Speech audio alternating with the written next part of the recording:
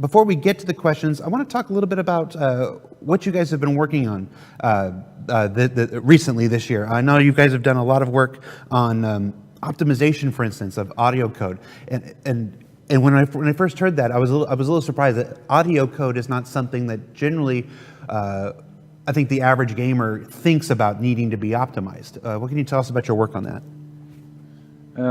Generally, on the audio code side of things, I think people don't necessarily realize the modern problem with game audio is that there's so many objects and things in the game that can all make audio at any given moment.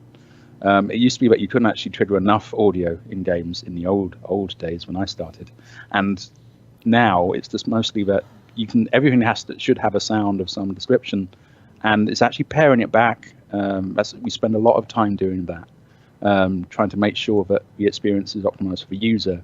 And so it's not just in terms of like speeding up code and things, it's actually making sure the systems that manage it all are optimal.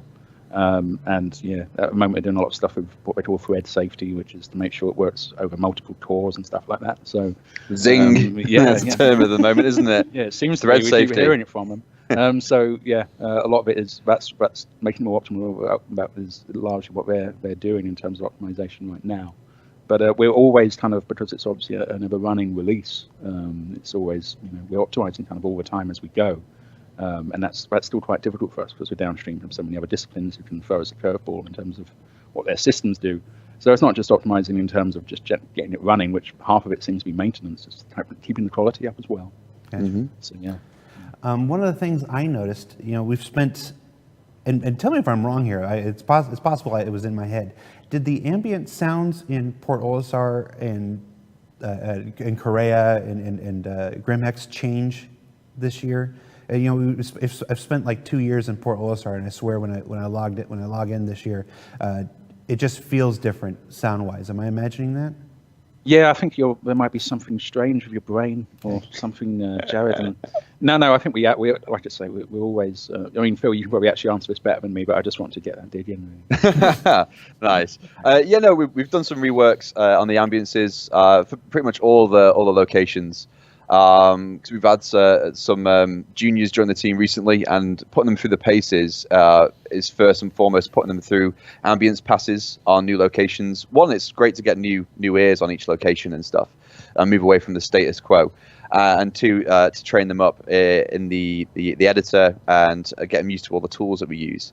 And we try and embellish and improve all the locations as often as possible. So I think Port Olisar got a new pass, Levski, Grimhex, and some of the other space stations and stuff like that. So yeah, and we've also implemented some new music, so that you might have picked up on that as well. Yeah, they're quite involved locations, and I think because they're quite high value locations, we just keep trying to revisit them and bring them up as much as we can every time. Mm-hmm. You're always finding stuff wrong. It's never really finished, in terms of that.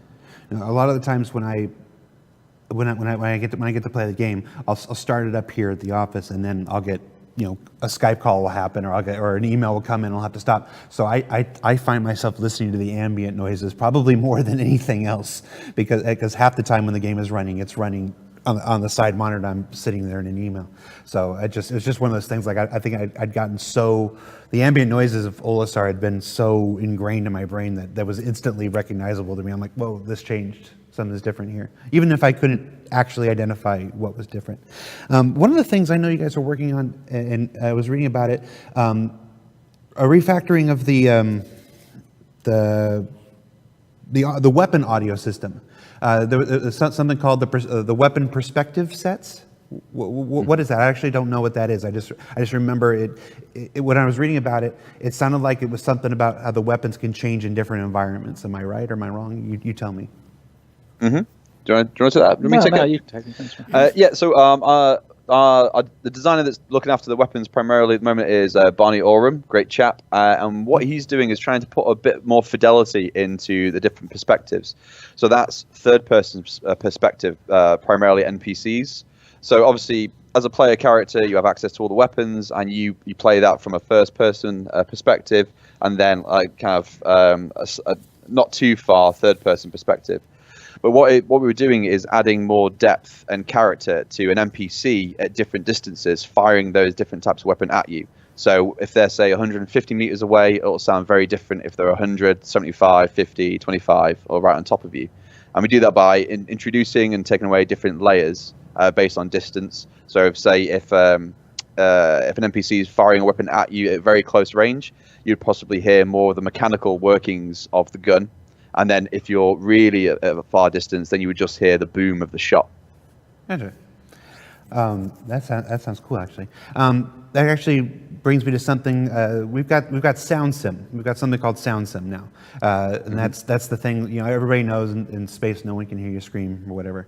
It was a popular line for Really? me. Is it Yeah. no sound in the game then? No. Yeah, All right. exactly. We have Start this thing. again. We have this thing called Sound Sim. I was reading that you guys have made some advancements in that recently. Yeah, Jason Cobb has been doing a lot of stuff. He's based in Austin. And the general concept behind that is to try, I mean, it is slightly, you could argue, a device, you know, that we use to develop kind of an excuse or a reason for sound to be and communicate what it does within the context of Star Citizen. But it's kind of introducing partly like rules that are consistent for it, you know, because what the general concept of it is like, and there's technology that exists now for doing this actually, where you analyze your environs with, you know, either lasers or something crazy like that. Lasers? Yeah, they're not actual. Well, yeah, they are. They're actual lasers, but lasers in real life are a lot less, you know, intrusive than you think. Yeah. And you know, and you can discern. You can actually derive sound information. I mean, sound is meant to be an information stream, kind of for the, like, you know, to inform decisions that the player makes from moment to moment. So that's really what that mechanism is all about. And it's it's you can't really think of all the contexts in which you kind of want to resort to it, or what should be sound sim or what shouldn't. Is it on at this point? How much does it come from the ship? How much of it is an onboard, you know, device that each player has? So yes, a lot of it is just working out conceptually as much as, you know, the actual system itself. There's a lot of dependencies and stuff with it. So I spent a lot of time thinking about this thing. It reminds me, it was just yesterday, the day before, James Corey, the author of the Expanse novels, somebody asked him why there were, watching the show, because the show just launched, somebody asked him why there was, you know, where do all the noises for the guns and the engines and they come from when you're seeing an external scene? And his response was the same place where the music comes from. Exactly. Yeah, it's true. It's I mean, it's weird if you don't have it. Yeah. You know, I think we'd rather have something. I mean, what I like about it is that it will be something I hope will be within the control of the player. You know, we'll be able to turn this off, and we'll go for a. You know, I can't commit to this fully, but you know, that's pretty much proviso we say about everything. But I cannot confirm or deny. But you know, it will be, because I hope eventually it will be harnessed as a gameplay mechanism within its own right. You know, maybe it can be turned on and off for some sort of tactical or strategic advantage. You know, but we need to present sometimes these kind of elements and tools almost for designers to say, oh, okay, that's something that we could actually use to fold into a mission or a scenario or something like that. And I think that would just really open possibilities up in the verse. Yeah, I think it'd be really cool in a situation you're in a big space battle and you get EMP'd or your ship gets disabled, and then your sound sim falls away. Yeah, and then it's just you stuck with the sound of your immediate surroundings, the ship. You see all the stuff going on, and you've lost that sensory input. Yeah. And then you're really in trouble then. There was a bit we were kind of thinking about making it, maybe it's processed to such a high fidelity by your ship, and so that would give you kind of almost a tactical reason to park up your ship near to certain action and stuff like that. But again, that's something I was still to talk with, you know, designers about, whether that's something they would actually go for. I mean, maybe that's something that would be painting them in too much of a corner. But I like thinking in terms of sound having meaning like that and being able to actually present, you know, possible gameplay things to everybody really. I'm going to get an angry email from a systems programmer in like 3 weeks. Like, what did you guys commit us to on RTV?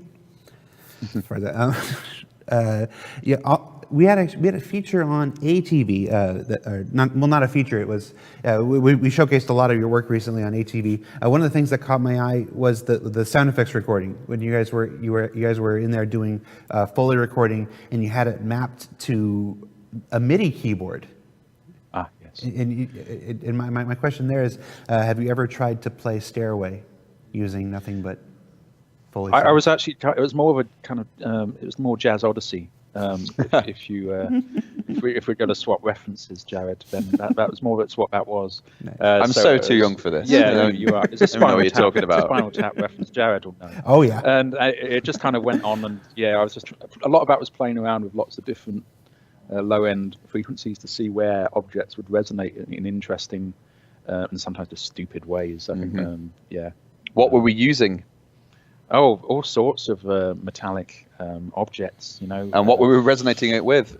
Well, it was called a butt kicker. Butt kicker. Yeah, TM, and that's like a line of essentially actuators normally used in consumer level kind of stuff, where you simply attach it to the underside of your sofa while you're gaming, and you send sound information to it, and it adds yet more information to your physical body coming through that, and so it's just using it in quite an unconventional and unintended way. And, it was very good fun. It's quite tiring, strangely. Give me carpal tunnel syndrome. Yeah.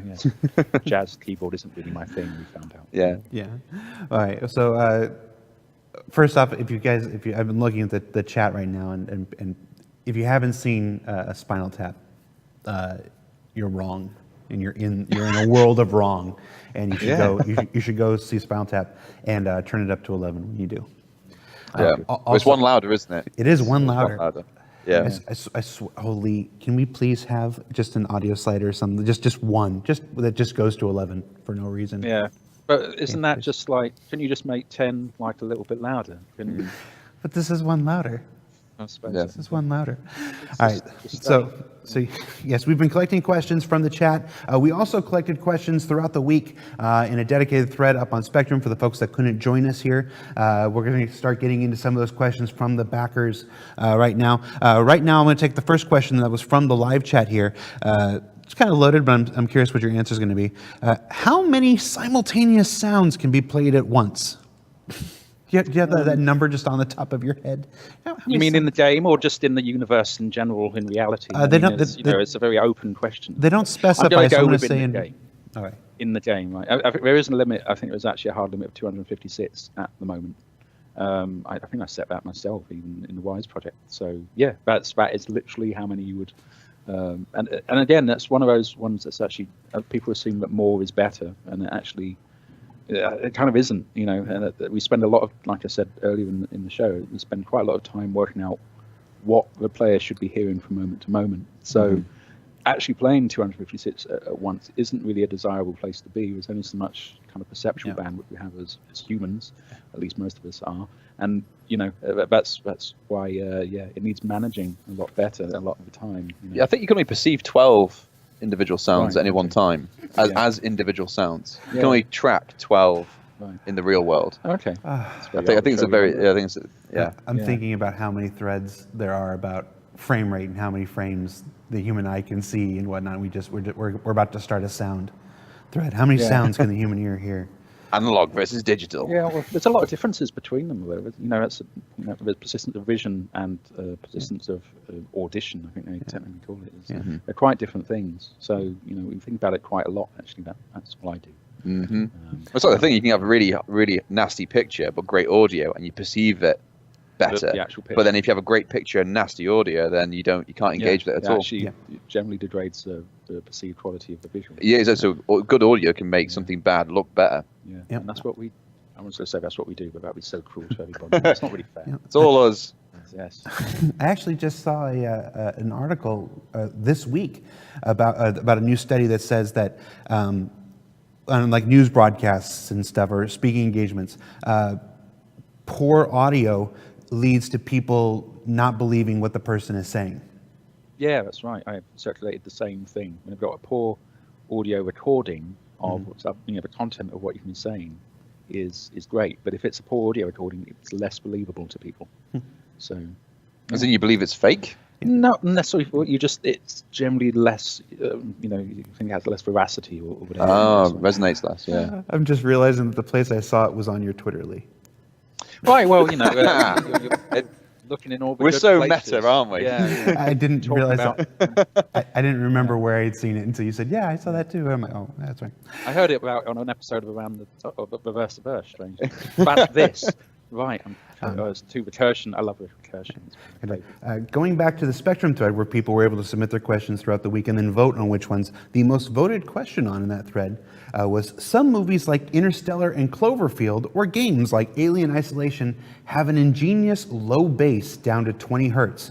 Would it be possible to bring this into Star Citizen because it creates the depth by a lot? It increases the depth by a lot when good subwoofers are really in demand, but unfortunately they have little to do in most games. Right, yeah. There's actually a good reason I think that a lot of games issue that, because it's the lack of predictability of how all the sounds that come together. It's really easy, I think, to get a lot of sounds. Kind of again, this kind of relates back to the limit of sounds we had before, we mentioned before.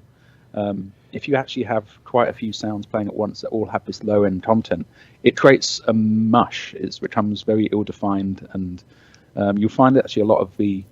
I think that's something that's going to come later when we really turn on the bass, if you like. Once we, figure out where low end should come from and how to limit that in a more intelligent way. Because I agree. I mean, everyone, people associate that with it being impressive and powerful sounding.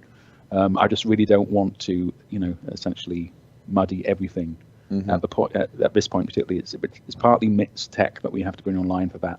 We've looked into almost resynthesizing bass, like taking it out of sounds and then selectively putting it back in, which I don't think anyone else has been doing before. So, there's plenty of stuff we can do in that area. And I'm keen to get it in, but it's just one of those things where it's more likely to be a bit further along than at the moment. And also authoring discrete sub content, right? We've looked into that as well. Yeah. So rather than just routing everything 5.1, 7.1, 9.2 or whatever, we can actually discreetly send chosen information to the sub to make sure we don't muddy the mix rather than have everything sent. Again, that's another thing. If you put lots of low-end information in sounds that are then sent to stuff like environmental reverb and things, then you get that in the reverb as well. And it's like it's just all. There's not much room, to jostling room down at that end of the audio spectrum, and so Plus, it just takes extra management. If we're dealing with anything clever with metering in Wise, then you've got these sub-bass frequencies going on that give you a lot of frequency, a lot of amplitude information that might not even be perceivable. Yeah, a lot of people don't have that sort of that stuff. I mean, I think a lot of our users are headphone based, and actually we tend to get quite a bit of low end of a type through headphones, but you don't get really that physical sensation as much. That kind of hitting you like a wave from what you get from speakers. So. That's what to take into account. That all makes a whole bunch of sense. Looking at the live chat, there's a question that's coming up quite often here, and I'm actually kind of confused by it. So it says, some other games have an audio manager that you can drop your own music into and listen to while playing. Is Star Citizen doing something like this? Can't you just lower the music slider and then open up Media Player and play your own music, and it's the same thing? It's not quite the same thing. I mean, we've kind of got the Jukebox, and I kind of like to extend that further so that people can do that more. One thing that is a problem with that is streaming it out, to other people. That's a whole legal thing that I'm just going to back away from. I'm just not even touching that. But you should be able to do that, and playing it in Media Player is a separate application entirely. It's like it wouldn't be spatialized as if you were playing it in the world. So I think that's generally what people want to be able to do, and I know I would want to be able to do that as an alternative to having, say, the store. Really, they should be able to coexist quite nicely. I think you could do that if you had a specific device that represents your music device in the world, the equivalent of Alexa or something. Play me this in my ship as I'm, tracking. How many of you set off just there? I don't know. Far too many, probably. Sorry. It'd be great if we integrated, actually have you could have retro audio devices in the game, and then put your mixtape onto a tape and put it in your ship. Press play. I want people to be able to have musical instruments, so somehow learn how to play in the actual universe as well, and people to have. I've mentioned this. Please don't hold me to that. I want people to be able to play gigs in venues. disaster area sort of stuff within. What do you do in Star Citizen? Mostly learn oboe. My career is, I kind of bust. That's how I get around. But I just see it as a possible valid thing. If there's that many possibilities, I've talked about it before on the forums, but as yet it's not high priority. Yeah, that's right. So spatialization makes a lot of sense. And for anybody watching that doesn't know, we do have the Stellar Sonic Jukebox that's available as Hanger Flare. So you can actually do that now. You can load up your own MP3s and play them in the Hanger module, and it does spatialization in the Hanger module. It's pretty cool. Let's see, what else do we got? How many custom sounds do you make compared to just using sound libraries? They're very much about numbers. Yeah, I 9? No, I wouldn't make any sense. 9? No. Actually, I'll leave that one to Phil. Actually, I've talked a bit too much. Well, pretty much all of them. Very rarely would we ever drag and drop from a sound effects library. So I won't let it happen, will I, Phil? No, you go around with that whip. Okay. Typically what we would do is a very basic sound design level. If we wanted to design something, say like an ambience or something, we'd bring in lots of different source material and then track layer and make sure it's there in, make sure it supports in all the different frequency content bands like low, mids and highs and stuff, and then process it and render that out as a new file. So it's not like we'll get wind and then just cut that out and drop it in the game. We'd always take it into a DAW and combine it with all the different sounds and put it through. What's a DAW for most people? A DAW is digital audio workstation, like Reaper, Pro Tools, Cubase, Logic, all that kind of stuff. So we have access to loads of sound libraries, but we purely use that as source rather than like end user material that we push out to the game. We do a lot of our own recording of our own source as well, hence the freeform jazz metallic madness what you butt kicker before, because I think that's important to kind of get source that hasn't been, it's unique kind of that provenance when you've got something that no one else has experienced. So it's a combination of both things. You get like a high burn rating on some sounds. Like everyone knows the Wilhelm scream, right? When we hear that, you just cringe. But there are certain sounds. I don't know the Wilhelm scream. Phil, can you do it for me? It goes that one. Like that at all. Any excuse to do the throat thing. That's it. But I'll be watching like TV shows, like films, and there will be certain sound effects that you just cannot use, not even as source, like servo stuff, some pressurized air stuff. There's a flame whip that's overused all the time, and even if people aren't aware that they're hearing this like repetitive material, people will subconsciously know that it sounds like something else. So we always try and move away from that and try and record as much as we can. Yeah, but the brain is a lot less forgiving to repetition than the eye is. Interestingly, it's like, I think there was a question I saw something about how do you ensure that wild lines and stuff aren't so repetitive and that sort of thing. A lot of it, we're looking at ways to use, say, stuff like machine learning, perhaps, to process stuff. So, process like dialogue lines so that we can almost procedurally do variations rather than have to go back to the source and back to the actor. No, that sort of thing is actually very, that's very experimental stuff that we're doing with that, and that's a long way off. I don't know, that sort of proviso, you have to say that. But yeah, it's in our minds that sort of thing. You've got to keep varying it up. I'll just cross the wildlands question off the list. Okay. The next question from the Spectrum thread said, someday soon, we are going to be able to buy different components for our ships. This means that we can change out the engine, the power plant, et cetera, et cetera, et cetera. Will the sounds of our ship change when we do this, as they are different components? Yes. Yes. Yeah, it's always been on the kind of the radar to do that, because you want it reflected, right? In especially when we're looking at revising some aspects of excuse me, the ship audio anyway, and that's one of the things I think if you want to hear that difference that it makes to your the ship is where you live. I think, especially at the moment, apart from Port Olisar, obviously, Jared. But the ship, where your ship is, that's kind of almost an extension of you. And I think if you customize it, you want to hear that happen. It's a bit like if your car depreciates or something over time, and you almost, I've only had one car in my life, and I got quite attached to just the general sound of it. Anything I did, or if I got it fixed up, it was quite satisfying to hear the change that had been imparted to it. So So yeah, I think that all has to be. I mean, how we approach that is still slightly up in the air because I don't want people to actually just create an audio mess. From put a few different components together, and it just becomes unpleasing. So we have to look at how we manage that again, and how we limit that, but still keep it good. Yeah, like I think back to like all the Need for Speed games that I played growing up, and every different modification you could do to that car, like you get a turbo, you hear a turbo and stuff like that. Fully imagine we're going to realize that in the game. And same with like weapons and stuff. Yeah. Like I know all the Mass Effect series, they did a great job, and Dead Space, for like having customizable weapons, and each customizable element changed the sound. But like you say, it's a difficult job because you've got to introduce new sound, but you don't want to just have a combination that doesn't work. We have to make sure every combination will work together. Yeah, I think it kind of almost goes back to that MITS system where if we have something that knows the spectral footprint of these sounds, we'll know how they can come together and which one should win, and if they impinge upon each other, how one needs to duck down a bit. And it's a sort of tech, recombining lots of elements in ways that we can't possibly predict is partly what this game is about. So we spend quite a lot of time. Systemic audio. Yes, all that. This next question is, all right, it just says simply Kerik audio. Right, yeah. No. Yeah.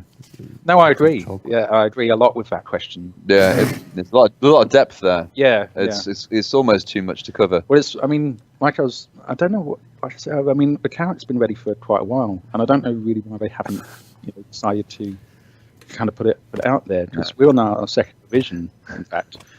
And then there's that one, not really sure. You've sent it a bit loopy. Seems so. I don't know. Darren's done a great job on the ship audio generally, and the Kerik particularly is one of the better sounding, because it's such a pleasure to use, isn't it? I mean, you just, Absolutely. My favorite. It's definitely I can only think they're holding it back for some, really good reason. I mean, Jared can probably explain further why that might be. Yeah, he's the go-to guy. Yeah. Jared? Don't have to do this again, Phil. So this will be the last time Lee Banyard's on River Stars.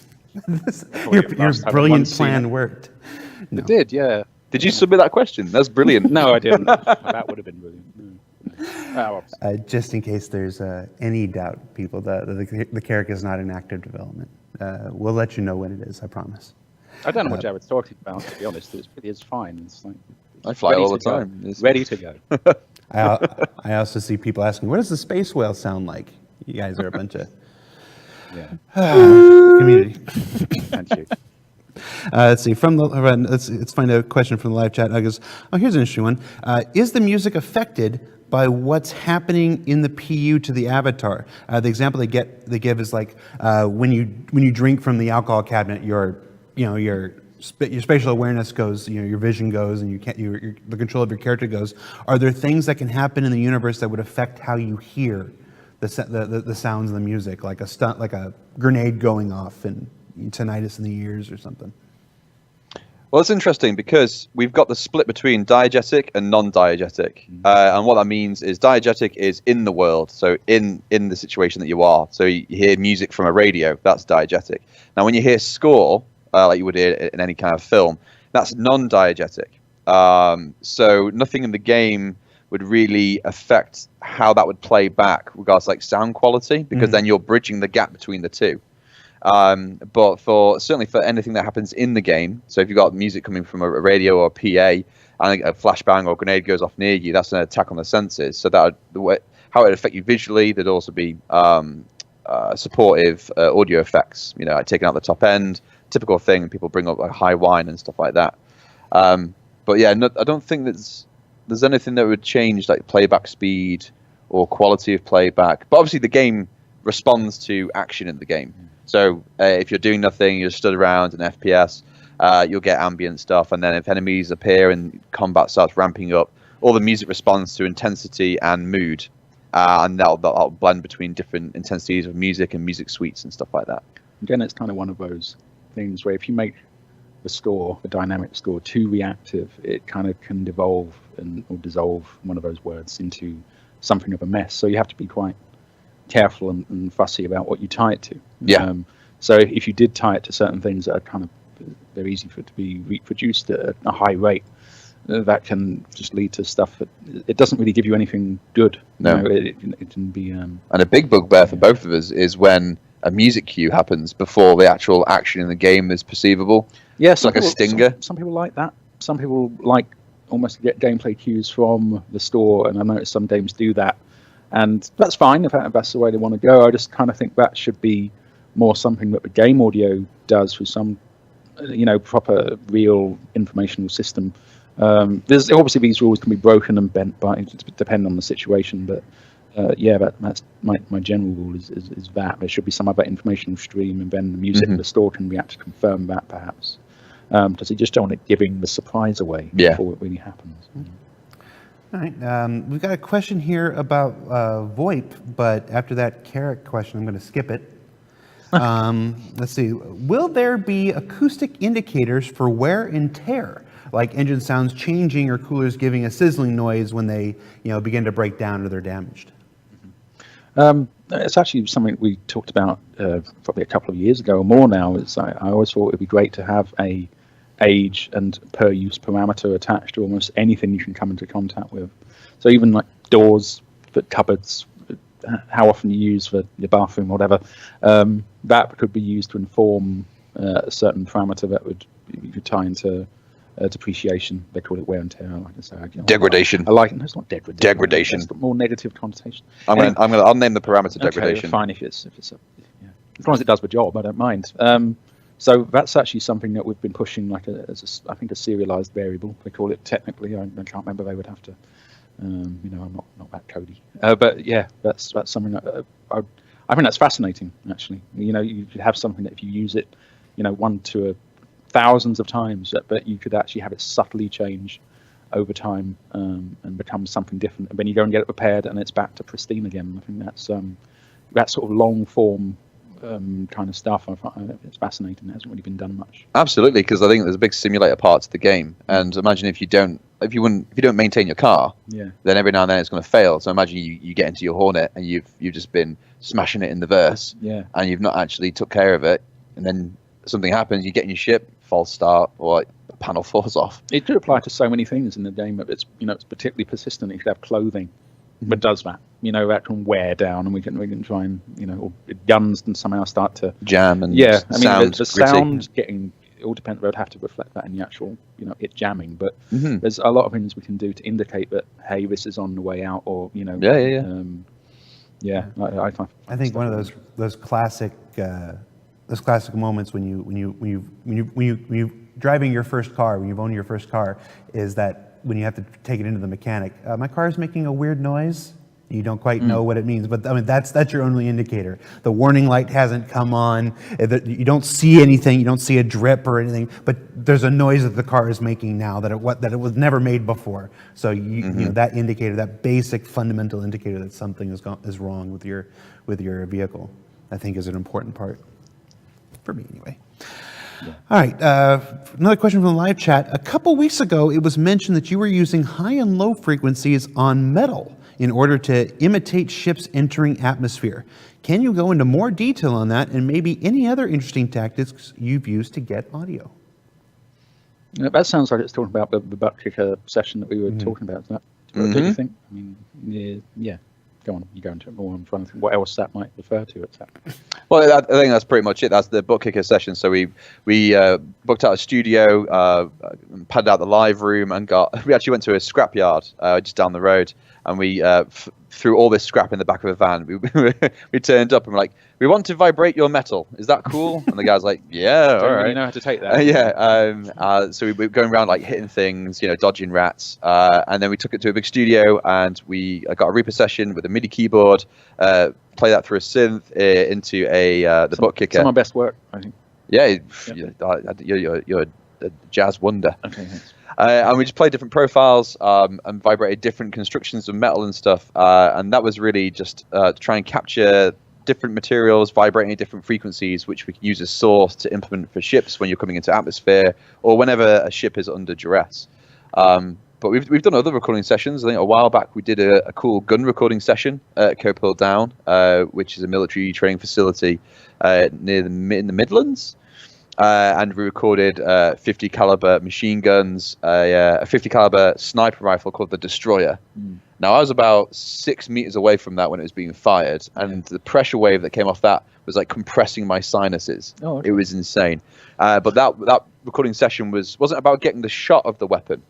We put microphones all over this simulated like Eastern European town, and it was to get the reflections of all the weapons, like the slap back and reports. I think that's what the terminology that Barney said. Reports. They're the reports of the weapon. Yeah, I filled out loads of reports. It was, It was great.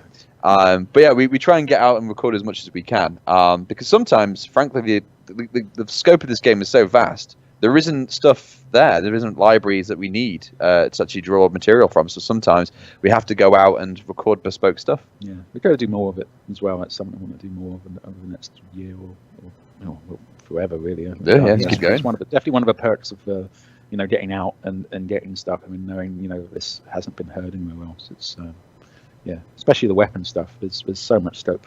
That's not a pun, but it kind of is for doing more of that. So stuff. much scope. Yeah. Terrible.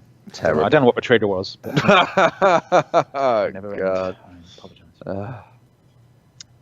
Sorry, Joe. Got a follow-up question from the chat to just what you were talking about. You were talking about the Destroyer. What is the weirdest sound source you've ever had to record for use in the game? It's a strange one, isn't it? Weird sound source. Yeah, I know. Darren did a load of the stuff with just very strange household objects, but he was doing them at such high. He was recording them at such high rates, high like bit rates and sample rates, and they were just stuff that you wouldn't expect. And you went, "What is that sound? It sounds massive." And, oh, it was a plastic cup, that sort of thing. It made massive. He went through that session. He spent about a week at home, just digging out all sorts of just random, strange stuff. But I don't know what that would be the weirdest sound source. Well, that in itself is like one step down the rabbit hole, because you're recording small objects at 192. It means you got so much information that you can slow it right down. So you can take something tiny like a set of keys and just jingle them. But then because you're recording at such a high fidelity, you can slow it down. It will sound like huge, weird alien tonal bells. Yeah. That you like. So it's stepping into a spectrum that we've never really perceived before, and using those 100k mics where it can pick up to 100,000 hertz. Yeah, we can only hear to 20k, and this is 100k. So it's all this frequency information that we can't perceive. Then we pitch it down, and then all this stuff going on that we're never aware of usually. Yeah, and some of that was just like I say, really strange stuff. But you kind of forget what it is once you start hearing all these strange sounds of it. So it's probably something that Darren is one of the weirdest members we have anyway, and he would probably find something weird. I think that's pretty fair. He would agree with that. And if anyone's going to find a weird prop to use, it would be him. Yeah. So I think me personally, the weirdest thing I recorded was myself choking. Yeah, you did a lot of that for the breathing stuff. I nearly passed out a couple of times, nearly threw up a couple of times, legit. And then just spending, a morning just going. It's it's awful. Do it now. let me give you a rendition. No, it went something like the sound of my father. That was it. Yeah. Sorry. All right, back to the Spectrum thread. I'm just kind of just want to sit here and just listen to you go. What are the plans for sound simulation in different environments? Does when we have echo and reverb, does the sound still emanate from the sound source, or does it come from the wall that it's bouncing from? So this is kind of a slightly crossover. We were talking about this before, actually. Like a technical question with how environmental sound or acoustic effects, I think we refer to them as, working in wires and stuff at the moment. We're trying to come up with a way to make that kind of automatic by having like raycasts and stuff out from the player. So a kind of system level again, about word again, but the game knows what kind of room you're in and then adjusts automatically. There's a lot of this. I've done a lot of markup type stuff before, that's where you set. Manually you go in and set out a room to sound of a certain size and dimensions and that sort of thing. And I want us to be able to do that for certain bespoke locations because I think humans can do a better job of that ultimately than maybe a system can. But that should be interleaved with a system that but chooses the right preset or whatever for doing that, and perhaps layers them as well. And there's so much more work to be done in that area, and I think we need to. It doesn't really come from actual. It tends to be a bit more 2D at the moment, and I think we can. I think the propagation system, which I think I mentioned already, is that will. Once it takes all those acoustic effects and ports them properly through doors and stuff, I mean, it would actually bring a new level to the perceived realism, really, of the game. It's quite a big subject, actually. And I think we spend quite a bit of time thinking about that, again. It's one of those things. The trouble we face is we've got to try and... We want to model how audio works as true to real life as possible. However, if you do a one-to-one model, then it might sap all the fun out of the game. So we have to balance that. So, like, if you're getting shot at, the whole crack thump thing. So you hear the bullet whiz by you, and then you hear the thump way off the distance. If we mold that one-to-one, the distances we deal with in the game are huge. So if you've got like a futuristic sniper rifle that can fire over, say, do like a 10-mile headshot, then you'd never perceivably hear the gunfire. You just hear the bullet by. Yeah. Some people might like that and stuff, but we have to make sure we balance, the fun of the gameplay as well. Yeah.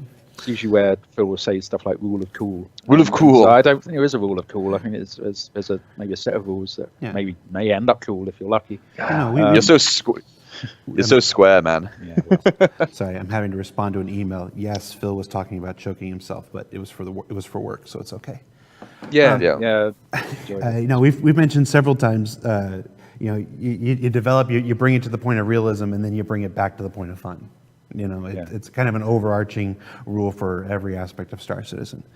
At what stage of the ship pipeline does designing sound start? Do you start working on a ship in the gray box phase, in the white box phase, in the final art? Do you wait until flight prep to begin? Well, for the Kerik, I mean, sorry, Jay. Well, the thing is, we can do appreciable audio work in all stages. So as it comes through white box, we can basically start gaining source for the different types of thrusters to give that ship character. But it's not until it becomes actually flight ready that we can actually start implementing the sounds and actually play. We almost use the ship as like a controller. So we actually put all these sounds in and we try and manipulate it to make sure it sounds right and stuff like that. So really a lot of the work gets done as and when the ship becomes flyable. We try and get in and kind of start thinking about it as early as possible at the concept stage, and we want to do more work in the area of branding, that sort of thing, so that different manufacturers have a different signature to them in some way. So there's some work we can do outside of ships being ready, even if we've got some idea of a brand identity of different manufacturers. We can start work there and keep evolving that too. So in a way, it's another one of those things that's ever ongoing. And it's another big job. Our ship pipeline is probably one of the most consuming one. There's a lot of ships in our game. So, and we're always reviewing them. Again, we had another review session just the other day, which had some interesting conclusions, I think. And we're going to improve those again. My own opinion, they're a little bit too thruster-led at the moment. It's one of those things where you go down a certain path trying to get that right first, and then you bring that back and start to emphasize other elements again. And that's kind of where we are. Again, I think that comes right, like simulator versus fun kind of thing. So you want to make sure it's not too literal and not using too much material that we know there's a context of hearing that sound in atmosphere when it's meant to be in space and stuff like that. So they constantly get iterated upon, but there's dialogue assets, UI assets, like thruster SFX assets and stuff like that. So there's loads of stuff to work on. And it's hard to get it all right when it's still very much in flux further upstream. I think that's a lot of people don't necessarily realise that, and it's something I keep banging that drum. It's frustrating for us as well. If the game was finished, then you make only so much more progress on the audio in quite a little time, but the reality is it's getting better everywhere else all the time, and we have to try to keep up with it. And we're not always dealing with normalized figures, so it's not always 0 to 1. They might this ship now can go twice the speed. We rebalance all the audio then. So it's we're at the end of a lot of frustration with that as well. Fun though. So the next two questions are more game feature questions than they're related to audio, but I don't know that these are actually in your area, so we're just going to ask them and see if they're in your area. And if they're not, tell me to go fly. One is, is there ever going to be voice recognition or voice commands in the game? Obviously a very popular app is something like Voice Attack, where you can issue commands and your shipboard AI will do things. Is that in your wheelhouse, or is that? I think that's more a gameplay feature than that you would be involved in more than a feature that you guys implement. But yeah, it's one of it that actually came up quite early on, and I looked into the Voice Attack thing as well, and it's a hard one to actually kind of interleave properly into the game, because I think the reason why Voice Attack works so well, it's very, very customizable. There's a lot of UI devoted to that, and it's just a lot of engineering, I think, to maintain a system like that. It's something I think we need to explore more, because I think it does have its advantages, and it is kind of fun. The whole, I totally get the idea. How much we need to be actually actively involved, I think, as you said, it's almost like a gameplay or a system design thing, because it's another control mechanism, and it won't be suited for everything. And having it really, so much of it, I think, for it to work, it has to be trained properly by the user. It can't just, it's very difficult to get stuff to work just out the box. I mean, I think that's evidenced by the fact that how much money has been spent by, the likes of Amazon, Apple, etc., and getting that stuff to work in the real world. If you're relying on it, in particularly twitchy situations in the game, and it fails you, it's like, well, that's a mechanism we put out. It's designed for you you almost designed, but you've got to fail at some point with it. And I'm very aware of that. So we'd have to get it pretty solid before we would roll something like that out. But I hope we do. I can definitely see. It's what we associate with the future in a way, even though we kind of have it now. But we expect it to be far more accurate in the time that we're trying to model. But it's a tricky one. Yeah, hilarious, isn't it? Like a dogfight. Okay, Anvil. Okay, Anvil. It's like, no, it just doesn't do what you want. You end up going to the door. Here's your shopping list. No, an anvil. Shields maximum. Yeah. You have 7 items on your shopping list. Yeah.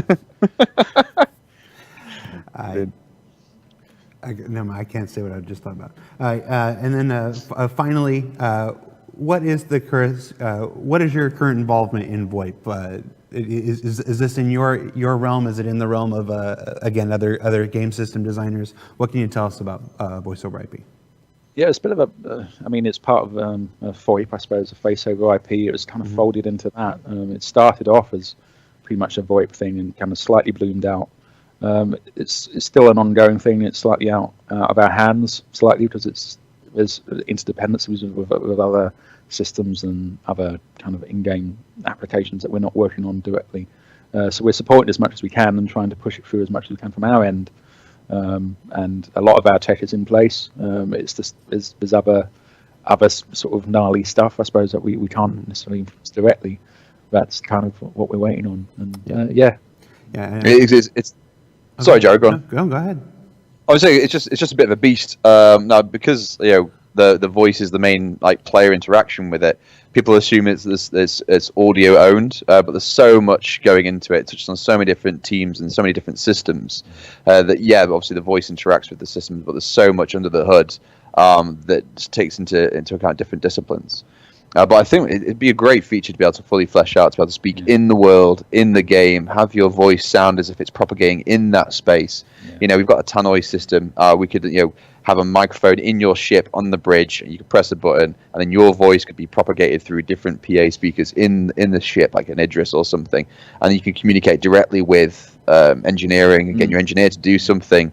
That's the dream. That'd be amazing. There's some other system bits that have come recently that allow a lot more of that stuff, and you can see how it will all fold, kind of join together.